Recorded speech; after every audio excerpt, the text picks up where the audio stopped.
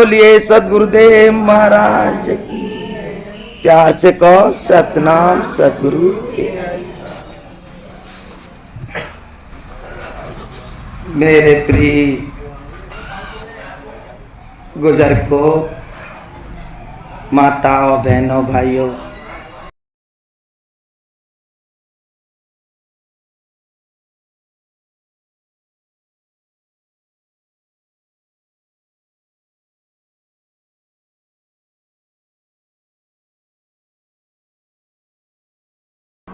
कि हम किस देश के वासी हैं, कहाँ के रहने वाले हैं, या यही हमारा एक देश है, या ये एक हमारा घर है, ये हमें बहुत सोचने और समझने की थोड़ी बहुत ज़रूरत है। हम गाँव गजा तो जरूर लेते हैं और हम कह विचार भी कर लेते हैं, लेकिन मैं जानता हूं कि सभी भाई बहनों को तो नहीं मालूम कि हम कहाँ किस देश के रहने वाले हैं। ये बात हमें कुछ गाने बजाने के बाद, भजन भाव करने के बाद इसका हमें समझना सोचना बहुत जरूरी है। अभी यहाँ हम सभी भाई बहनों ने बड़े भाव विचार से सुना कि हम जिस परमात्मा को, जिस प्रभु को हम पाना चाहते हैं, मिलना चाहते हैं, उसका नाम लेना चाहते हैं, भक्ति करना चाहते हैं, हम उस परमात्मा की भक्ति किस प्रकार करेंगे। पहले तो हमें यही नहीं मालूम कि हम, यही नहीं पता कि हम उस ऐसे परमात्मा की भक्ति किस तरह से करें और कैसे करें, क्योंकि हमारा आज नहीं, जन्म जन्मांतरों से आज हम उस परमात्मा को भूले भटके हैं, भूले हुए हैं। आज तक वो परमात्मा ना तो हमें दिखाई दिया, ना हमारी नजर में आया, और ना कोई आज उसे हम अच्छी तरह देख पाए, क्योंकि जब हमको परमात्मा की याद आई, परमात्मा का ध्यान आया, तो समझ में आया कि परमात्मा कहीं पहाड़ पर्वतों में होगा, जंगलों में होगा, या ऐसे पानी पतवार में होगा, मंदिर मस्जिदों में होगा, गुरुद्वारों में होगा। ऐसा आज हम सभी माता बहनों ने ऐसे सच्चे परमात्मा की खोज के लिए हमने कोई जगह कसर नहीं छोड़ी, क्योंकि आप हम सभी जानते हैं कि परमात्मा का मिलने का, परमात्मा के धाम जाने का, प्रभु की भक्ति सेवा करने का हमें परमात्मा ने यही एक मानव जीवन दिया है। बाकी 84 लाखों में हमारा और कोई परमात्मा का नाम लेना, प्रभु का भजन करना, उसके धाम जाना, सेवा भक्ति भाव करना और किसी योनि का काम नहीं है। ये 84 लाखों में ये मनुष्य योनि एक परमात्मा ने हमें आप सबको बख्शी है। इसी को ही संत महापुरुषों ने पूर्ण धाम, पूर्ण तत्व और पूर्ण आज ज्ञान भाव प्रभु ने हमें बख्शा है। लेकिन अगर हम उसे ना समझे और ना समझ पाए, वो एक हमारी ही सूझबूझ है, हमारी सोच है कि अगर उस परमात्मा का निवास, परमात्मा का रहने का जो हिसाब परमात्मा ने कहीं किसी जगह पे नहीं रखा, ना मंदिर में रखा, ना मस्जिद में रखा, और ना कहीं किसी अगर तीर्थ व्रतों में रखा।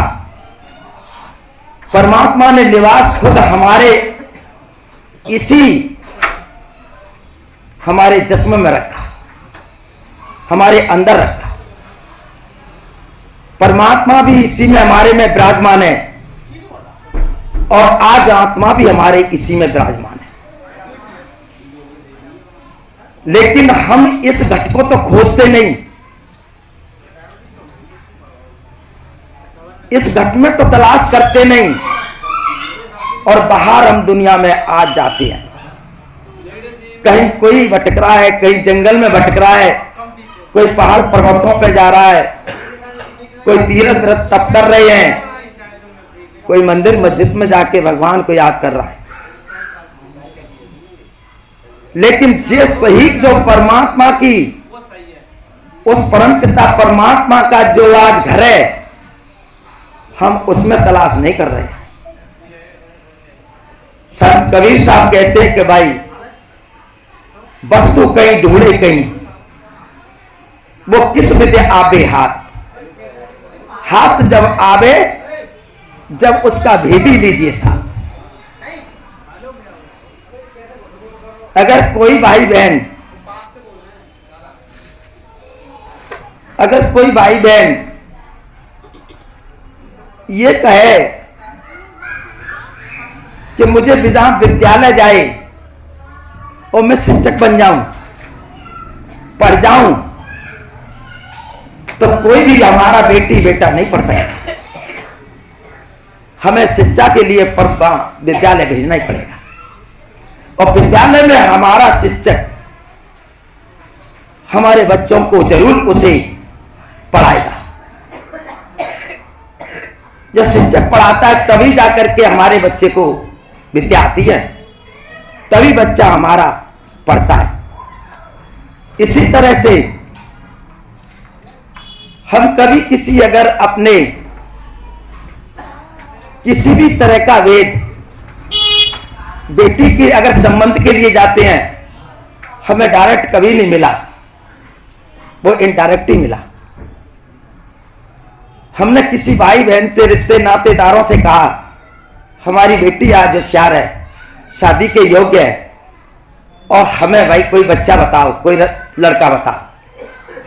हमें वो बताते, हम जाते हैं, जब ही जाकर के हमें पता लगता, हम देखते हैं कहाँ हमारे योग्य है बच्चा, बच्ची के योग्य है, अगर हमारे मुताबिक है, हम तुरंत संबंध कर देते हैं।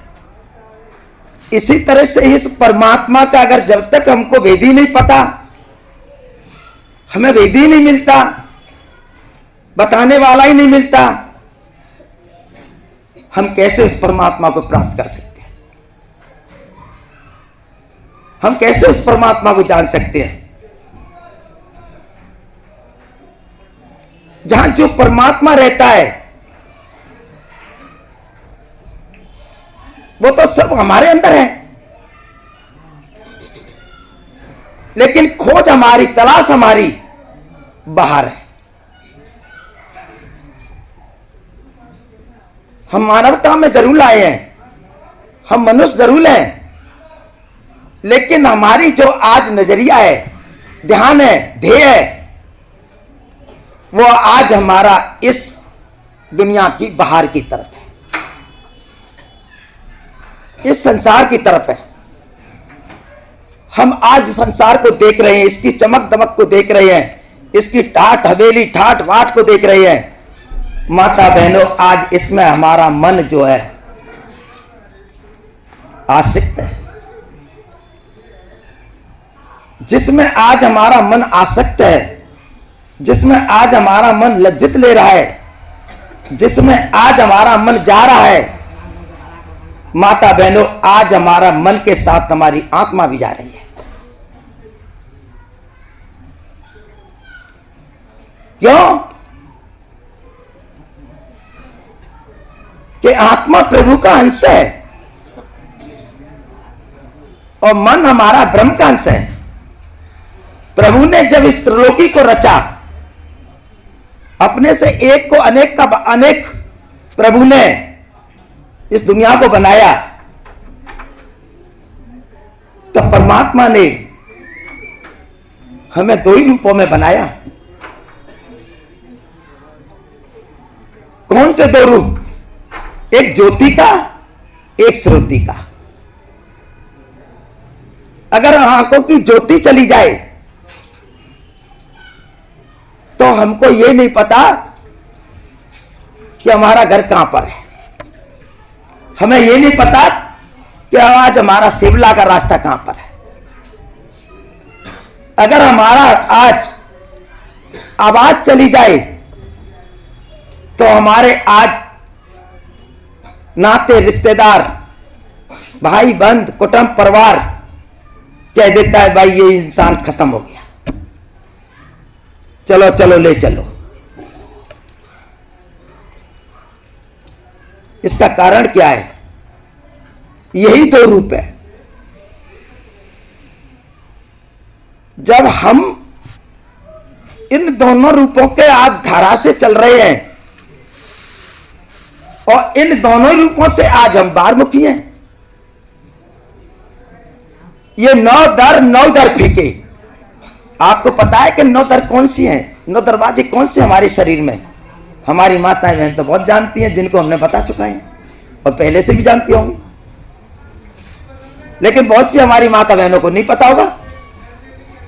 9 दर हमारी 2 आंखें, 2 कान, 2 नाक, 1 मुंह, 1 गुदा, 1 इंद्री। इन 9 दरवाजों से आज हमारा आत्म शक्ति का भाव बाहर है। हम शब्द रूप से भी बाहर, हम आज ज्योति प्रकाश से भी बाहर।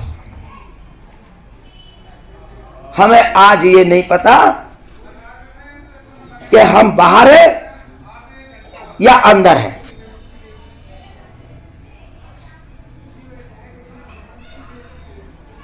तभी तो आज संसार में हमारी सबसे बड़ी कमी है। हम कहते हैं कि हमारी मुक्ति हो जाए, हम कहते हैं परमात्मा से मिल जाए।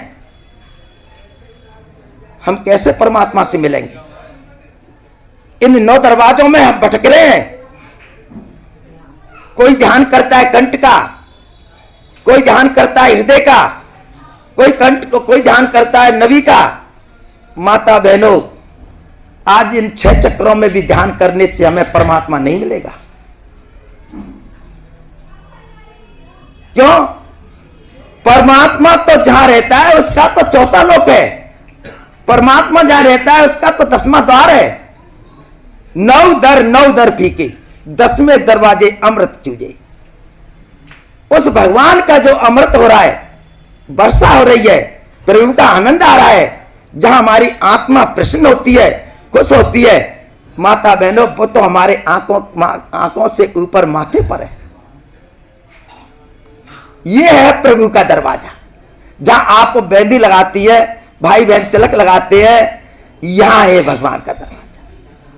हम जब तक अपनी अगर 10 मन इंद्रियों को हम जब तक इस बाहर से हटा करके अपनी आसक्तियों से हम जब तक यहां अगर आएंगे, हमें भगवान का कोई पता नहीं। चाहे हमने यहां पे 1000 भजन सुने,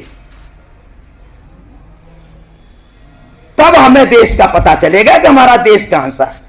हम बा देश के वासी हैं, जहां जात वर्ण कुल नहीं, शब्द मिलावा होता है, मां देह मिलावा नहीं। माता बहनों, ये देह नहीं जाती है, शरीर नहीं जाता है, हमारा कोई शरीर का अंग नहीं जाता है। वो परमात्मा का धाम है। मां जात नहीं, वर्ण नहीं, कुल नहीं। ये तो हमारे इन आज के यहां पर ब्राह्मण लोगों ने या ऐसे कुछ इंसानों ने जो बुद्धिमान है, उन्होंने धर्म जाति बनाई है, लेकिन ईश्वर ने कोई जाति नहीं बनाई। हम यहां जात पात के पीछे अपना मन मुटाव कर लेते हैं, लड़ाई झगड़ा कर लेते हैं, हम में आज झगड़े हो जाते हैं। तो ईश्वर की कोई जाति नहीं, भगवान की जब जाति नहीं, तो हमारी आत्मा की क्या जाति होगी? जो समुद्र की कोई अगर जाति नहीं तो एक समुद्र की अगर लहर की क्या जाति होगी? सूरज का कोई धर्म नहीं तो सूरज की किरण की क्या धर्म होगा? ये कोई जाति धर्म नहीं। हम एक ही जात हमारी परमात्मा की मानव धर्म है। हम मनुष्य हैं और इस मनुष्य ही दर्जे को संत महापुरुषों ने महिमा दी है, मनुष्य की ही कीर्ति की है, मनुष्य को ही श्रेष्ठ कहा है, मनुष्य को ही सौभाग्य कहा है। संसार में मनुष्य नीचे सारी जितनी योनियां हैं वो भोग योनियां हैं। मनुष्य एक ऐसी योनि है जो कर्म योनि है, कर्म भी कर सकती है और कर्म करके वो खा भी सकती है। लेकिन और किसी अगर कहा जाए हाथी हो, जानवर हो, कुत्ता हो, बिल्ली हो, कोई भी हो, वो कभी खाना बना करके नहीं खाएंगे। उनको जैसा डाल दिया जाएगा वैसा ही वो खा लेंगे। इसलिए वो भोग योनि है, हम कर्म योनि है। हमको बड़ा आज दर्जा इसी का दिया है। और संत कहते भी हैं ये तन दुर्बल तुमने पाया। स्वामी जी ने कहा है ये तन दुर्बल तुमने पाया, कोट जन्म जब भटका खाया, अब इसको वृद्धा मत खो भाई, इसको वृद्धा मत खो। कोट जन्म, करोड़ों जन्म, आज इस हम लाखों योनियों में से निकल के आए, 84 लाखों में से ना जाने हमने कितने युग सदियां निकल गई, तब ये आज हमारी भागीदारी आई। आज हमें ये मनुष्य का जन्म मिला। क्या हमको आज पीछे मालूम है? कोई बहन हाथ उठा के कह सकता है कि मुझे पीछे मालूम है किसमें से आई हूं? किसी को नहीं मालूम है। ये पर्दा पड़ा है। अगर ये पर्दा नहीं होता माता बहनों, ये पर्दा नहीं होता, आज हम सब लोग होशियार होते। कहते नहीं हम पिछले जन्म में हमारा ये जन्म था और हमने आगे ऐसा जन्म नहीं भोगना है, ऐसा कर्म नहीं करना है जो हमको ऐसा आज दंड मिले। लेकिन हमको उस पर्दे का पता ही नहीं, इस योनि का पता ही नहीं, हम कहां से आई। इसलिए आज हमें जो है यह संसार में हम अपने कर्मों से बारंबार हो रहे हैं। हम अपने कर्मों से आज इन योनियों में जा रहे हैं, भोग योनियों में भोग रहे हैं। क्यों? प्रभु ने कोई चीज ज्यादा वो नहीं रखी। परमात्मा ने हमारे लिए कोई किसी तरह का दंड नहीं रखा, कोई अपराध नहीं रखा, लेकिन परमात्मा ने यही रखा कर्म प्रधान है। एक मिनट, कर्म प्रधान है। माता बहनों, अगर इस कर्म को अगर जरा भी हम समझ जाए कि हमारा कर्म क्या है, हमारा कर्म क्या है, तो हमारी कोई भी माता बहन भाई जो हम अपराध करते हैं, झूठ बोलते हैं, गलतियां करते हैं, और माता बहनों जो जैसा भी हम अपना पाप पुण्य करते हैं, इसको हम समझ जाएं। अगर ये हमको मालूम पड़ जाए कि वास्तव में हमारा कर्म क्या है, लेकिन हम कर्म करते हैं, डरते नहीं। चोरी करता है चोर, डरता नहीं। माता बहनों, जब उसको भय ही नहीं है, डर ही नहीं है, तो माता बहनों कर्म का तो डर है, कर्म का तो डर है। स्वामी जी कहते हैं भाई जो जो कर्म करेगा वही तुझे भरना भोगना पड़ेगा। तो जो कर्म तुम करोगे उसको भोगेगा कौन? उसका भुगतान कौन करेगा? चाहे हम किसी भी कारण करें, हम किसी के लिए करें, चाहे हम स्वयं अपने लिए करें, चाहे हम किसी औरों के लिए करें, चाहे हम बाल बच्चों के लिए करें, माता बहनों ये कर्म प्रधान है। हम जैसा कर्म करेंगे वैसा फल हमें अवश्य मिलेगा। कर्म प्रधान विस्तर राका, और जैसा कर्म करे वैसा फल चाका। इसमें दोष नहीं है किसी का, न भगवान का दोष है, न परमात्मा का दोष है, न माता बहनों और किसी भाई बहन का दोष है। क्यों? कि हम समझ नहीं पा रहे हैं हमारे को तो हमें ये दिख रहा है कि कोई अगर अगला आदमी किसी तरह से और वो कुछ गलत करके उल्टा करके माता बहनों धन जोड़ रहा है, या वो कोई अगर काम अपना उच्च कोट का कर रहा है, उसकी होड़ हम करें माता बहनों, तो हम भी गद्रस में जा सकते हैं। ये सोचने की बात है। हमें किसी के देखा देखी कार्य करने की जरूरत नहीं। अगर हमारे अंदर हमको ज्ञान है तो हमें तो अपना सत्य कर्म करना है, हमें असत्य कर्म नहीं करना। अगर कोई भाई बहन ये कहता है कि नहीं मैं बच्चों के लिए कर रहा हूं, ये बच्चों के लिए मैं ये कर रहा हूं, बच्चों के लिए ये कर रहा हूं, हमारा कोई कर्म बच्चों के लिए नहीं है और ना हम बच्चों के लिए कर रहे हैं। ये सब कुछ करने वाला वो परमात्मा है जो कर रहा है, वही हमसे करा रहा है। मध्य में वही है, कर हम रहे हैं, हो हमारे जरिए से रहा है, लेकिन करा परमात्मा रहा है। हम ये कहें कि मैंने ये कर दिया, मैंने ऐसा कर दिया, माता बहनों हम करने के योग कोई नहीं है, हम कुछ नहीं कर सकते। परमात्मा ही जो कराता है वही होता है और जो करेगा वही होगा। तो हमको पहले ये समझने की जरूरत है कि हम सभी माता बहन भाई, हमको अगर ये भक्ति भाव का पूर्ण रूप से ज्ञान हो जाए तो एक पल भी हम परमात्मा से दूर और एक पल भी परमात्मा को भूल नहीं सकते। हम जरा सा अगर कोई हमारे घर पर या हमारे कहीं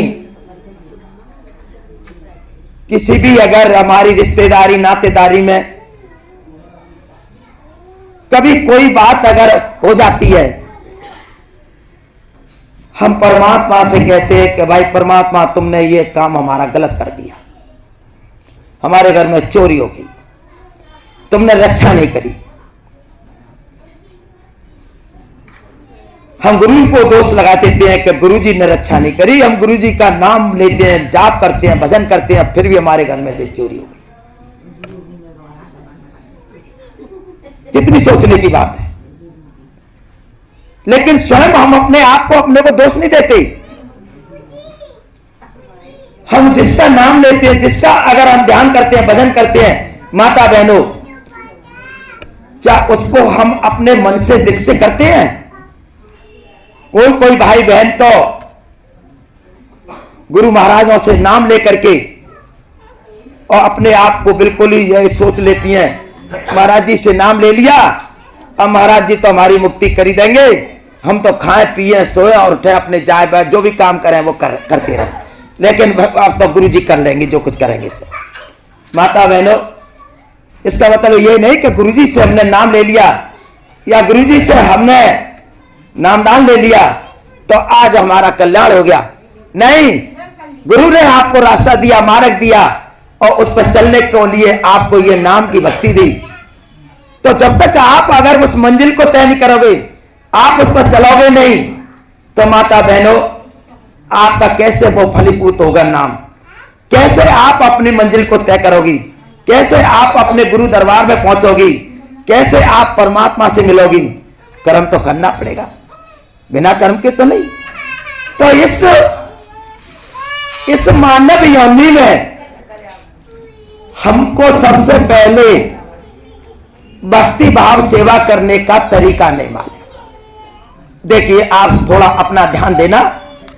ये भजन तो आपने बहुत अच्छे सुने, क्योंकि भाई हमारी गाती रहती हैं, ये रात दिन का इनका काम है, ये तो गाती रहती हैं।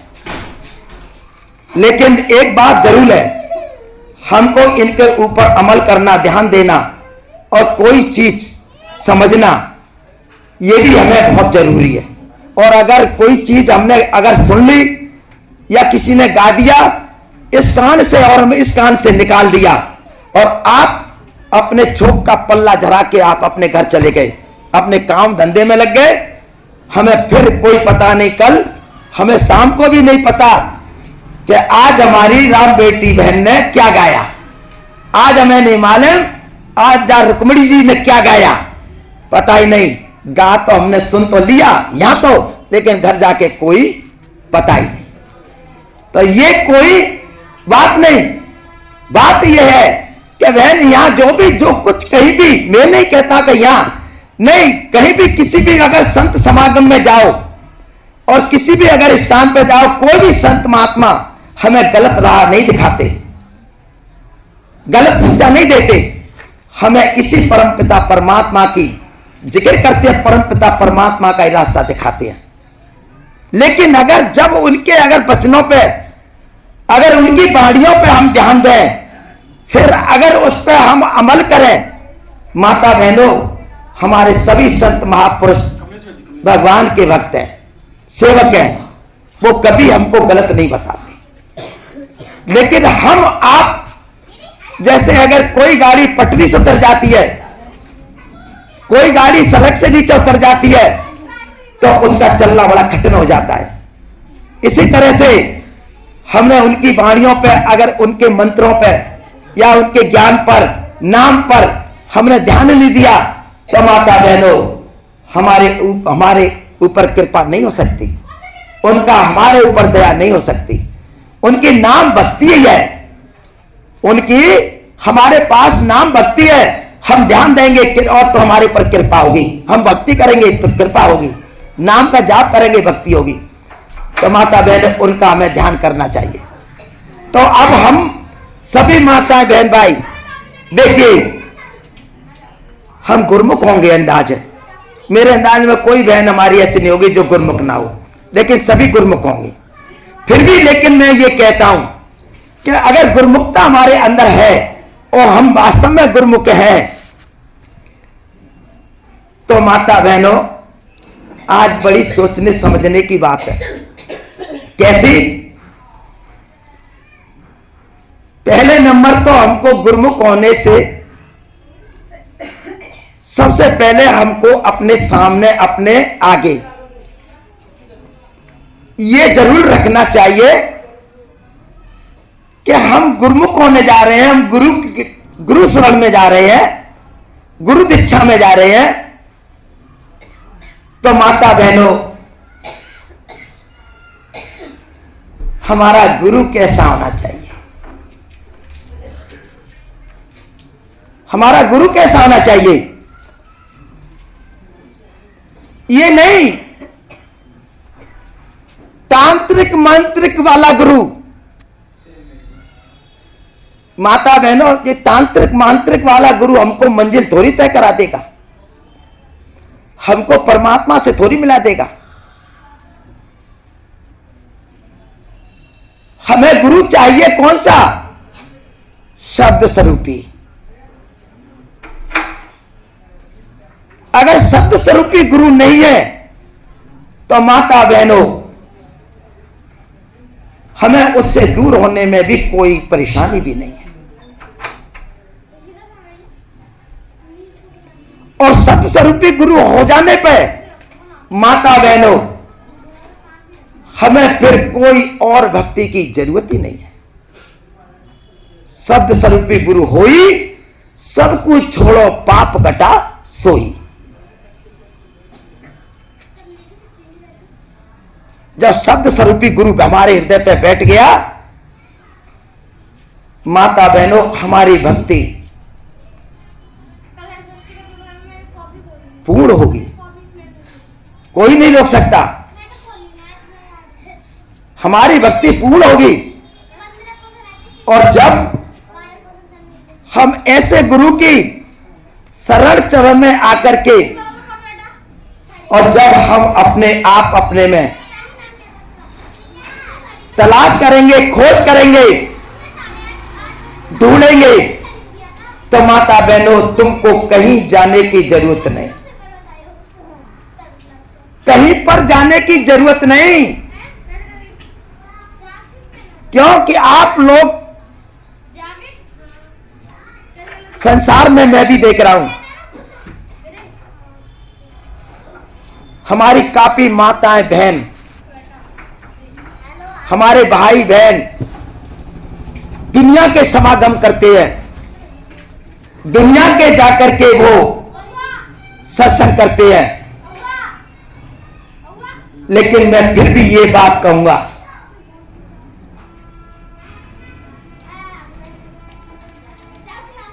क्या कभी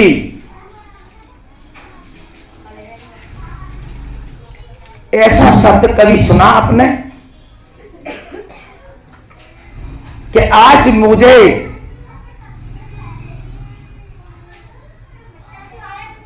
परमात्मा मिल गया, या आज ये सुना कभी कि मेरी आत्मा को शांति आ गई, या कभी ये सुना कि मेरा मन स्थिर हो गया, ये कभी सुना कि आज मेरे अंदर भगवान की ज्योति जल गई।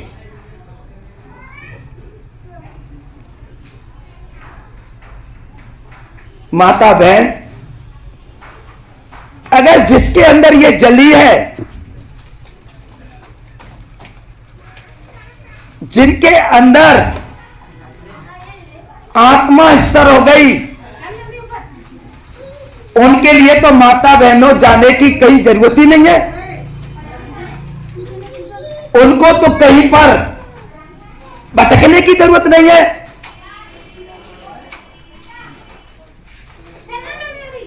क्यों? भक्ति करी मीरा ने,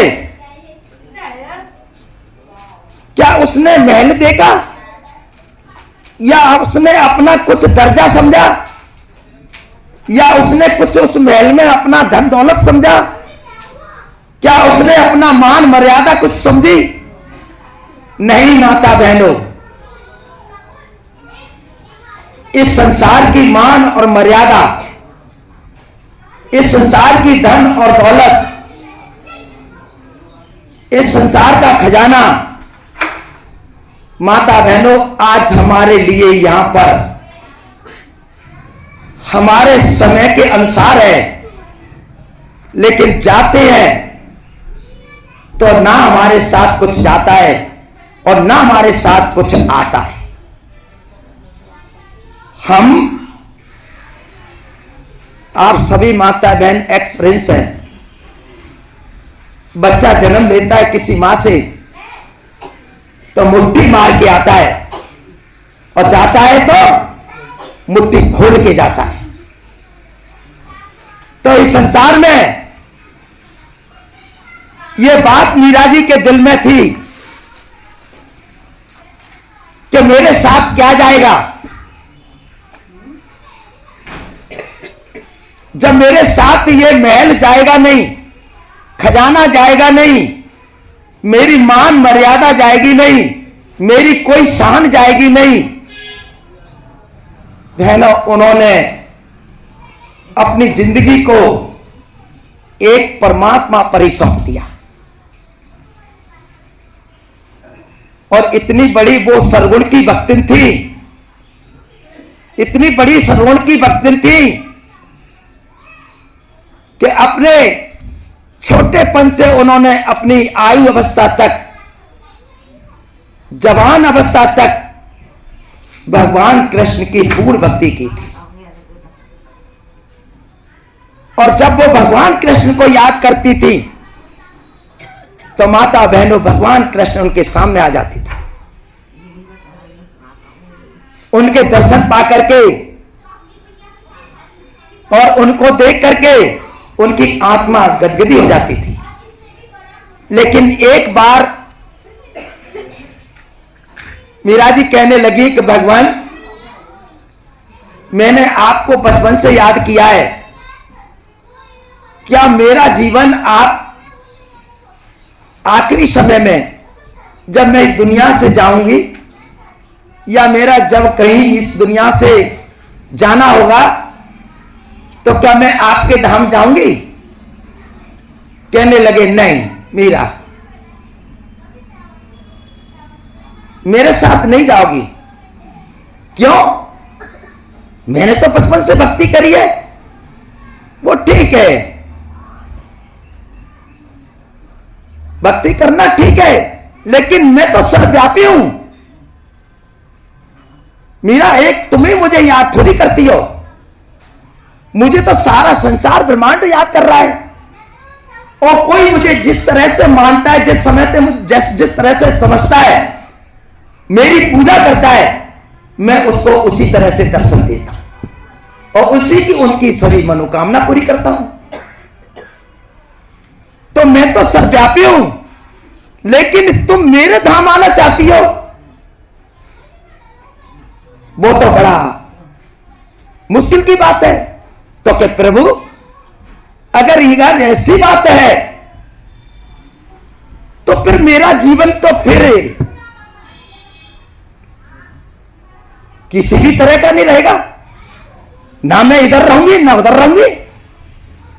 जब मैं लौट के ही आ गई तो मुझे फिर भ्रमण करना पड़ेगा इस संसार में, चाहे जन्म मुझे मनुष्य का मिले और चाहे जन्म मुझे किसी और पशु पक्षी जानवर का मिले, लेकिन मुझे तो 84 में फिर काटनी पड़ेगी।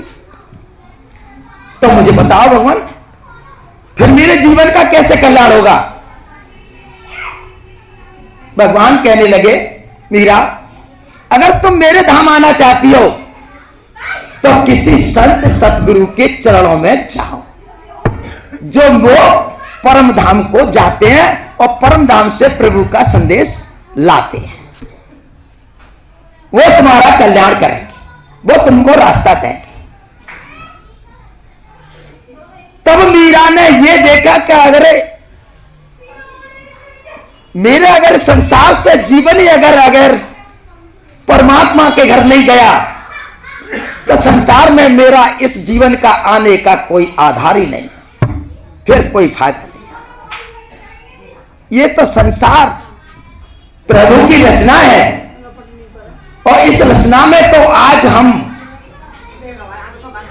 सभी जो कुछ भोग रहे हैं, जो कुछ हम पा रहे हैं, वो माता बहनों हमारा देहावास कर रहा है, हमारा शरीर उसका आराम उठा रहा है, लेकिन हमारी परमात्मा से मेल मिलाप, ये संसार की कोई भी वस्तु, संसार की कोई भी पूजा, सरगुण की कोई भी पूजा हमें भगवान से नहीं मिला सकती। तब उन्होंने ढूंढा, जब वो इस खोज में निकली कि हे प्रभु अब मैं कैसे परमात्मा के घर जाऊंगी। सज्जनों, वो रविदास संत महात्मा जी के चरणों में गई, संत रविदास जी महाराज के चरणों में गई। उन्होंने उनको दंडवत प्रणाम किया। जब प्रणाम किया तो रविदास ने उनको कहा कि मीरा क्यों, कैसे तुम हैरान हो, कैसे तुम परेशान हो? रविदास ने पूछा, कैसे तुम हैरान हो, कैसे परेशान हो? मीरा कहने लगी, प्रभु मुझे किसी तरह की हैरानी नहीं, कोई परेशानी नहीं, मेरे काजे सब कुछ है संसार में, प्रभु ने दिया है, लेकिन जो मैं चाहती हूं वो मुझे नहीं मिल रहा है। क्या चाहती हो? मैं तो इस दुनिया में भगवान के घर में जाना चाहती हूं, मुझे इस घर से मतलब नहीं। ये घर तो आज नाशवान है, ये घर तो आज है कल हट जाएगा, आज रहेगा कल चला जाएगा। मुझे उस घर में ले चलो, उस घर की राह बताओ, उस रास्ते को बताओ जो मुझे इस घर से मैं उस घर में चली जाऊं। सज्जनों, जब रविदास ने मीरा की ये बात सुनी, बाणी सुनी, और जब मार्ग रास्ता दिया तो समझ में आ गया, और मीरा जी के दिल में इस बात का बहुत एहसास हुआ और उनके दिल में यही बैठ गई कि प्रभु मेरी जो भटकन थी और जिसके लिए मैं तड़प रही थी और जिस भगवान परमात्मा से मिलती थी, वो रास्ता मुझे मिल गया, वो रास्ता मुझे मिल गया। जब रविदास के उन्होंने रास्ता बताया तो मन एकदम शांत हो गया और कहती है मीरा जी, हे प्रभु अब मैं मनमानी मेरा मन मान गया। क्या मान गया? कि वो परमात्मा मुझे मेरे घट में बैठा है, मैं इसको दुनिया में बाहर देख रहा हूं, मेरे घर में बैठा है। मनमानी मनमानी सुरत से लसमानी, सुरत कहते हैं आत्मा को, मनमानी मनमानी सुरत से लसमानी, और जब जब सुरत लगे बागर की तब तब नैनन पानी। माता बहनों, आज तुम इतनी माता बहन मेरे सामने बैठी है, मैं आपको बहुत ही हाथ जोड़ के प्रार्थना कर रहा हूं। किसी बहन ने कभी एक आंसू भगवान के लिए टपकाया है? आज घर में चोरी हो जाए, आज घर में कोई घटना गुजर जाए, तो शायद में 1 महीनों तक रोते हैं। एक दिन की तो क्या चलाई, महीनों तक। गलत कह रहा हूं मैं? महीनों तक रोते हैं। घर में से लाखों रुपए चोरी हो जाए, घर में से कोई हमारे अगर घटना गुजर जाए, हम कितने दिन रोते हैं। लेकिन भगवान के लिए आज तक किसी ने ये नहीं कहा कि हे भगवान आज तुम हमें मिल जाओ, हे भगवान तुम मुझे कब दर्शन दोगे। आज तक और किसी माता बहन ने ऐसा कहा है तो हाथ उठा दिया आज भगवान के अगर दिल में अरदास करके। कभी भी कहा, क्योंकि भगवान के घर हम जाना ही नहीं चाहते।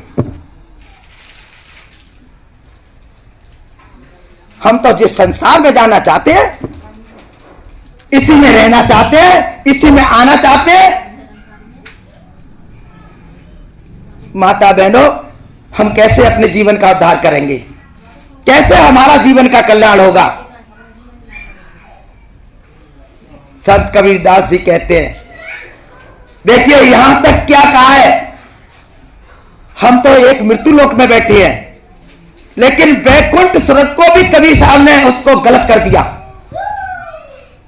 कहते हैं राम बुलावा आ गया, कबीरदास जी कह रहे हैं राम बुलावा आ गया,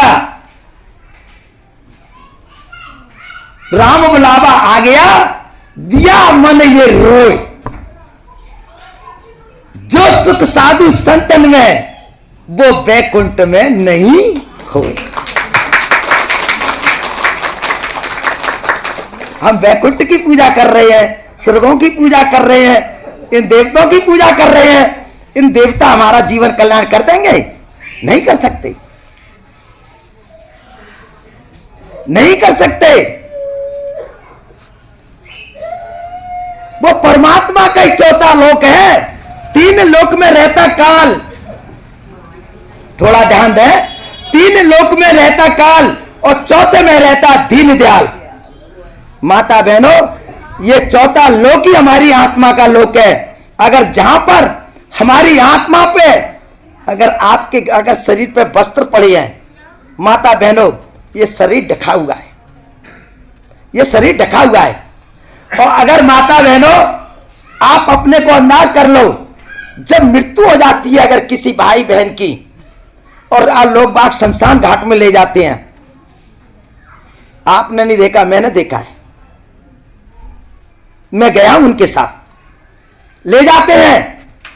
वो लोग क्या करते हैं माता बहनों, उनके तन के सारे कपड़ों को फाड़ देते हैं या उनको हटा देते हैं, तन पे एक कपड़ा नहीं रहता है। इसी तरह से माता बहनों, क्या आज इस मैली कुचली अगर काया को, इसी महान गंदी काया को, क्या इसको अच्छी समझ रहे हो? क्या ये आप इसको सुंदर समझ रहे हो? क्या इसको आज आप इतना बढ़ावा दे रहे हो? क्या इसको ये समझ रहे हो कि ये मेरे साथ जाएगी? आप बताइए किसके साथ गई है?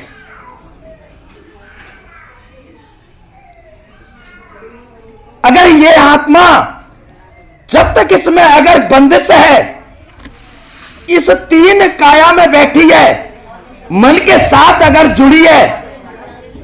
एक मिनट बहनों चर्चा मत करिए, देखो समझ में नहीं आता न हाथ जोड़े की बात है। अगर जब तक ये हमारी आज आत्मा, आज हमारा ये मन के साथ है, और जब तक इसमें हमारी आत्मा मन की गांठ है, और बहनों ये आत्मा जब तक ये अगर तीनों शरीरों को नहीं तार देगी, तब तक ये जाके मान सरोवर में नहीं नहाएगी। तुम जे गंगा की बात कर रहे हो, ये गंगा क्या है? जा गंगा के नहाने से कौन नर तर गया? जा गंगा के नहाने से कौन नर तर गया? वो मीन नहीं तरी जा को गंगा में घर है। हमसे पहले तो वो भी तो जीव है, वो मछली क्यों नहीं तरी? और हम गंगा नहाने जा रहे हैं और हम कह रहे कि भगवान हमारा तर जाए, भगवान हमारा कल्याण हो जाए। कैसे हो सकता है? कभी नहीं हो सकता। ऐसे तीर्थ करने से, ऐसे गंगा नहाने से कभी हमारा जीवन पार नहीं हो सकता। तो ये हमारा शरीर, ये ना समझो कि जो दिख रहा है यही शरीर है, नहीं। अभी आपको माता बहनों इसका एक्सपीरियंस नहीं है, मालूम नहीं है, या आप इसका किसी ने ज्ञान दिया नहीं होगा। देखिए हमारे 3 शरीर अंदर, पहला हमारा शरीर स्थूल, इसके बाद हमारा शरीर सूक्ष्म, इसके बाद हमारा शरीर कारण। आप समझ रहे ना? जब हमारी किसी मां बहन बेटी के गर्भ में बच्चा आता है, आपने नहीं, ये मेरी दृष्टि खुली हुई है, मैं अपने अनुभव की बात बता रहा हूं, मैं किसी के लिखत पढ़त की बात नहीं बता रहा हूं। जब किसी मां बहन बेटी के गर्भ में बच्चा आता है, बहन ना तो स्थूल में रहता है ना सूक्ष्म में रहता है, और बहन वो कारण में रहता है। कारण मीन्स एक बहन वो इतनी बड़ी झिल्ली में रहता है जो बच्चा साफ दिखता है। समझ रही हो मेरी बात को? वो बिल्कुल एकदम साफ दिखता है, और बहन उसी झिल्ली में, वो कारण शरीर में ही भगवान से ने लगाता है कि भगवान जब उसके ऊपर ऐसा मल मूत्र खान पान जब उस माँ का मिल रहा है, गिर रहा है, उसमें वो घबरा रहा है, तब कहता है कि हे भगवान मुझे इसमें से निकालो, मैं तुम्हारे को याद करूंगा, नाम लूंगा, तुम्हारा पूजा करूंगा और मैं तुम्हारा स्मरण करूंगा। और माता बहनों, जितने समय तक वो रहता है, जितने समय तक भगवान से प्रार्थना करता है, क्या वो मां पे अमानत मांगता है? क्या वो धन मांगता है? क्या घर मांगता है? क्या संतान मांगता है? क्या माता बहनों वो जर्जाजात मांगता है? वो मांगता है भगवान तेरा नाम लूंगा, तेरा भजन करूंगा, तू मुझे इस नरक में से निकाल। लेकिन हम सभी माता बहन इस दुनिया में आकर के और हमको 3 शक्तियां मोह लेती हैं। ये भूल हमको देने वाली 3 शक्तियां हैं। 1 मिनट बहन, थोड़ा 1 मिनट, थोड़ा 3 शक्तियां देखिए। सबसे पहले जब उसकी अरदास प्रार्थना सुन ली जाती है गर्भ के अंदर, तो भगवान उसको गर्भ से जब बाहर करता है, ठीक है ना, तो प्रार्थना तो उसने ये करी कि हे भगवान मैं तेरा नाम लूंगा, भजन करूंगा, तेरी पूजा करूंगा, लेकिन ये नहीं करी कि मैं धन दौलत कमाऊंगा या धन दौलत या मांगूंगा या ये कुछ नहीं मांगा। जब वो बाहर आया, माता बहनों, इस संसार में 3 और 5 8 शक्तियां प्रबल हैं। काल निरंजन की 8 शक्तियां प्रबल हैं। वो कौन कौन सी? जैसे ही वो बाहर आया बच्चा, तो पहले उसको 3 गुणों ने घेरा। 3 गुण जानते हो तुम? तमगुण, रजगुण, सतगुण।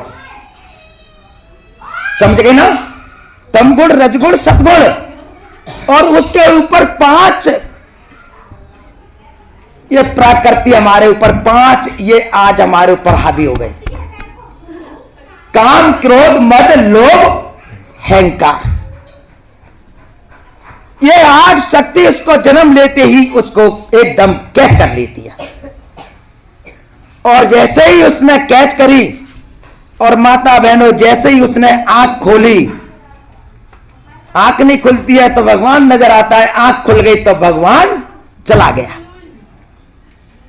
कभी कभी हमारी माता बहन क्या करती है, जब अगर उसकी आंख नहीं खुलती है तो माता बहन तो कहती है कि पता नहीं अंधा है, पता नहीं जो गूंगा है, ना तो रो रहा है ना आंख खोल रहा है। लेकिन नहीं, माता बहन उसका ध्यान परमात्मा में अटैचमेंट है। और जब हमारी माता बहनों ने क्या उपाय किया कि उस बच्चे को जगाने के लिए, उस बच्चा को चेतन करने के लिए, या तो उसके कान पे जाकर के कछु ठोकेंगे, थाली बजाएंगे, चाहे और कोई चीज बजाएंगे, या आवाज मारेंगे, या वहां में चांटो मारेंगे ताकि आंख खुल जाए और उसकी आवाज आ जाए। और माता बहनों जैसे तुमने ये काम किया, उसकी आंख खुली और उसका आवाज आई, झट वो जा करके भगवान को तो भूल गया, फिर संसार में आकर के वाह करने लगा, मैं कहां गया, मैं कहां गया। माता बहनों भगवान को तो भूल गया और संसार में आकर के देख करके संसार की हालत वो विचलित हो गया। फिर इस बच्चा की माता बहनों आप हम सब ने जानी है, धीरे धीरे उसकी केयर करके धीरे धीरे फिर उससे जब मैं बड़ा होता जाता है तो हम कहते हैं पापा कहे, मम्मी कहे, दादा कहे, ताऊ कहे, चाचा कहे, चाची कहे, फिर वो अपनी चाची चाचा में लुप्त हो जाता है, उसका बदल जाता है। जीवन हमारा ये चर अचर में है, हमें तो इस जीवन को चर से अचर से ऊपर उठाना है। तो माता बहनों आज हमको हमें सेवा भक्ति भर करने का हमारा सबसे बड़ा, आज मैं लास्ट पॉइंट कह रहा हूं, वक्त ज्यादा होगा आप लोगों के लिए, क्योंकि बहन जी का हुक्म है सभी बहन हमारी गोपालपुरा की अड़ोस पड़ोस दाएं बाएं बाहर से जो भी आई है, वो सभी बहन बिना प्रसाद के नहीं जाए। और रात में बिन्ने को दिखेंगे, पता है जो बहन जी कह रही है, मैं नहीं कह रहा। प्रसाद छोड़ के गई तो बहन तुमको रात में वे दिखेंगे जो आते हैं जमलोक से, तुमने प्रसाद क्यों छोड़ा, तो सभी लोग प्रसाद पा के जाए। देखिए अब सुनो, अब भक्ति क्या है, जो तो मैंने बहन जी का डिस्टर्ब एक मैंने वो ले लिया आपका कहने का। भक्ति क्या है हमारी, अब हम थोड़ा विचार करेंगे। भक्ति करें तो हम कैसे करें, भक्ति करें तो हम कैसे करें। हम सारी सृष्टि को आगे रख लो। आप कभी माता बहन हमारी बहुत बेटियां बहुत बेटे पढ़े हैं, और वो क्या पढ़े हैं, जब उनको अगर कभी कोई अगर टीचर पढ़ाता है तो हम कहते हैं वैसे अपनी हिंदी भाषा में भूगोल, और भूगोल में होता है नक्शा, उसमें संसार का भी होता है हमारे भारत का भी होता है। तो हम उस अपने संसार के नक्शा को सामने रखे, संसार में जब हम रखते हैं तो हमारे आगे संसार का नक्शा हम जब उसमें देखते हैं तो हम देखते बता देते हैं कि हमारा वो अमेरिका कहां पर है, या हमारा हिंदुस्तान कहां पर है, पाकिस्तान कहां पर है। हम अमेरिका नहीं गए, पाकिस्तान नहीं गए, लेकिन हम उस नक्शे में देख रहे हैं कि वो कहां पर है। ये ऐसा नक्शा हमने सब रख लिया, और इसको अगर हमने रिटेल कर लिया, हमने इसको याद कर लिया, वो नक्शा हमारे दिमाग में आ गया। अब देखिए हमारी ये जिंदगी, इसका नक्शा क्या है, इसका नक्शा ये है कि हम सारी दुनिया को अपने सामने रखें। ये दुनिया क्या तत्व की है, 5 तत्व, ये 5 तत्व, और ये 5 तत्व हमारे किस तरह के हैं, थोड़ा आप लोग ध्यान दें।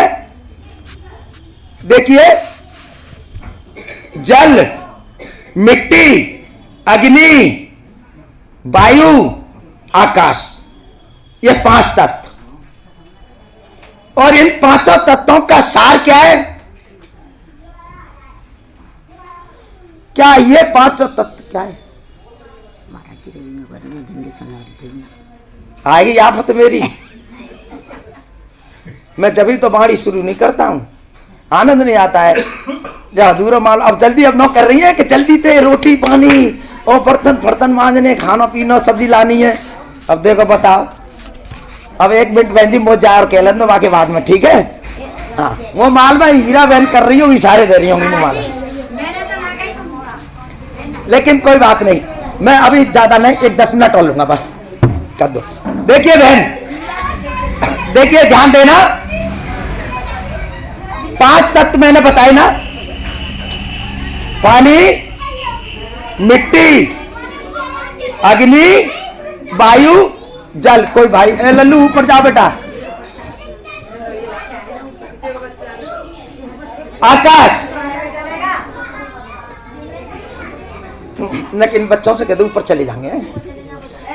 देखिए अब आप ध्यान देना, हमने सारी सृष्टि का पूरा आधार रख लिया अपने सामने, 5 तत्व का। हम क्योंकि हम परिपूर्ण हैं, 5 तत्व हमारे अंदर पूर्ण है, और इसी तरह से हम पूर्ण तत्व के होते हुए 5 तत्वों को पूर्ण अपने सामने रख रहे हैं। लेकिन जब बहनों आप अगर मिट्टी को पानी में डाल दो,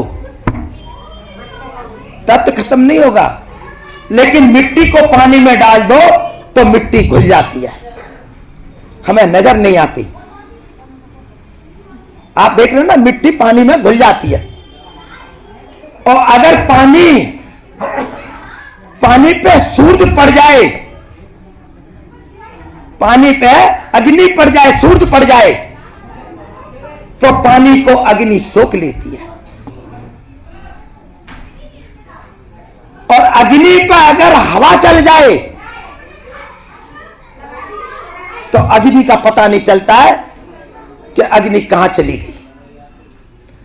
और हवा अगर आकाश में चली गई तो हमें यह नहीं पता पड़ता है कि भैया हवा कहां चली गई। और ये आकाश जो आप बोल रहे हैं, मैं बोल रहा हूं, आकाश अगर ये आकाश में चला जाए तो माता बहनों हमारा जीवन का कोई पता नहीं पड़ता कि हम कहां चले गए, हम मर गए, ये कह लो, सांस निकल गई, 5 तत्व विलीन हो गए। आकाश में गया, हवा आकाश में उड़ गई, पानी हवा ले गई। आप समझ गए ना? अब ये बता दो, जब ये 5 तत्व खत्म हो गए, यानी हुए तो नहीं लेकिन जो विलीन हो गए, तो रह क्या गया? फिर क्या रह गया? इसी तत्व का ज्ञान करो मेरी माता बहनों, तब पहुंचोगी तुम भगवान के देश में, समझे नहीं? तब प्रभु का देश मिलेगा, ऐसे नहीं मिल जाएगा प्रभु का देश। यही 6वां तत्व जो भगवान का है, यही तत्व हमारी जो आज हमारे जीवन को चला रहा है। ये हमारा 6वां तत्व आत्मा तत्व रह गया। समझ गई ना? समझ गए ना? आत्मा तत्व रह गया। आप समझ गए? इसी आत्मा तत्व की आप पूजा करिए। आपने देख लिया, हम अगर इस आत्मा तत्व की पूजा करने के लिए माता बहनों स्वयं हमको अपने आप में ढूंढना होगा, किसी और में नहीं। अपने आप अपने में पाया, शब्द शब्द भया उजियारा, सतगुरु भेद बताया। अपने में ही उजाला होगा, कहीं बाहर नहीं होगा, पर अपने आप में ही पाओगी जा। तो माता बहनों, मेरा तो आपके चरणों में यह विनती है, ये विनती है कि आज नर्तन पा करके, और बहन बहुत बड़ी हम भूल कर रहे हैं। ये आज हमारे कहा भी है वो स्वामी तुलसीदास जी ने एक कहावत में कि नर्तन पाए विषमन देई, नर्तन पाए विषमन देई, काय पलट सुधा विसलई। धन्य मेरे माता बहनों कि आज हम नर्तन पा करके भगवान को तो खोजने रहे हैं और लौट लौट के विषयों में आ रहे हैं। कोई मांस खाता है, कोई मीट खाता है, कोई शराब पीता है। क्या ये घर शराब पीने का है? हरि मंदिर ये शरीरा, इस मंदिर में हम मांस खा रहे हैं। ये भगवान है क्या? क्या ये मंदिर भगवान का है कि जब माटी कूड़े का है? हम इस घर को तो बिगाड़ रहे हैं और किस घर को? मंदिर में माथा टेक रहे हैं। कैसे भला होगा हमारा? ये भगवान का मंदिर है, इसको हम बिगाड़ रहे हैं, इसमें झूठ बोल रहे हैं, इसमें हम दुनिया की निंदा कर रहे हैं, इसको तो हम बिगाड़ रहे हैं और हम जाकर के उसमें मांस मदिरा खा रहे हैं। कैसा हमारा कल्याण होगा? ताय पलट विष देई, ताकू भला कह ना कोई, कुंजा गई परसमन खोई। जो परमात्मा ने जीवन दिया वो कौड़ियों के बदले चला गया, इसका कोई सार नहीं हुआ। माता बहनों, ये कोई नहीं, ये जीवन हमारा कैसे है? पानी के बबूले की तरह। हरि का सेवक, भगवान ने हमको हरि का सेवक कहा है। हरि का सेवक हर जो दया, भेद नहीं जानती है मानस दया, भगवान का भेद नहीं जानती है। जैसे जल तरंग उठत भव भांति, सलले सलत समाजा। उस जल में जब भाप बनता है, बबूला आ जाता है, आपने देखा होगा पानी में बबूला आ जाता है ना, और बबूला माता बहनों जरा सी हवा के झोंक से पानी में मिल जाता है। ऐसे जो शरीर मिलेगा, आपका शरीर कहीं बादल में नहीं जाएगा, इस शरीर में आप पैदा हुए और इसी में वो विलीन होगा। इसी के साथ वाणी समापन कर रहा हूं। बोलिए सद्गुरुदेव महाराज की जय। प्यार से कहिए सतनाम सद्गुरु तेरा ही।